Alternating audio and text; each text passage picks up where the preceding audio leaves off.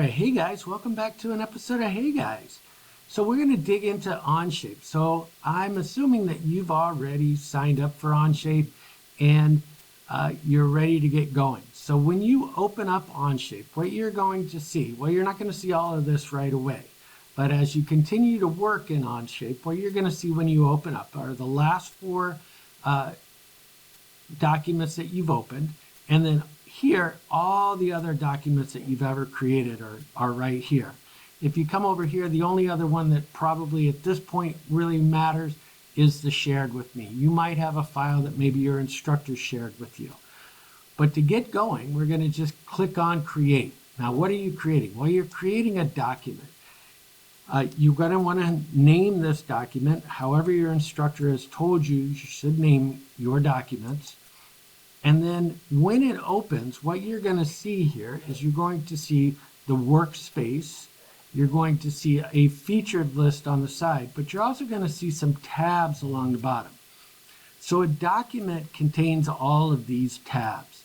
So what's in it? What kind of tabs could there be? Well, there's the Part Studio where you create your 3D parts. There's an assembly. That's where you put your parts together. And most likely you're going to create some drawings. So those will be two-dimensional drawings of your three-dimensional parts. You can add these at any time, and then way down here at the bottom is an opportunity for you to import image, another CAD file from some other place, maybe a 3D file from a place like McMaster-Carr. That's what import is going to be. All right, so we're in this document that we've titled N-Ward, and we need to start to create something. So in order to start to create, we first have to create a sketch. Now we can sketch on any one of these three planes, and as we'll cover in another video, also on any flat surface on any part that we've already created. Now, which one of these planes do we want to start with? Well, that depends on what it is you're creating. So if I'm creating something, say a clothespin, for example, I don't want to create that from the top up. I'd rather create that from looking at it from what we call the front view. The front view shows the most information in the longest length.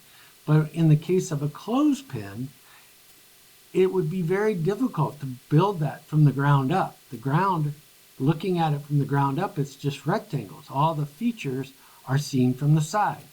But if I was going to create this, I would want it to be created from the front view. All right?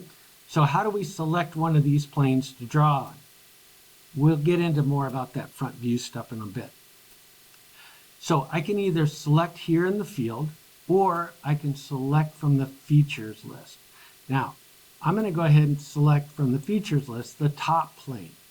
Once I've selected that top plane, I'm going to hit the N key on my keyboard. N stands for normal to view, which means to say that we are looking straight on in our view. I personally like to keep these other two planes visible, but if you are like, no, I'd really rather not see those, you can turn those off. You can even turn off the top plane because we're still in our sketch plane. And you could even turn off the origin point. But I don't really advise doing that because any sketch that we make, we want to have it tied into the origin somehow. Somewhere the origin point is tied into that part, and that helps kind of keep that part grounded down. All right, so that's getting started. In our next video, we'll dig in more into some of these sketch tools.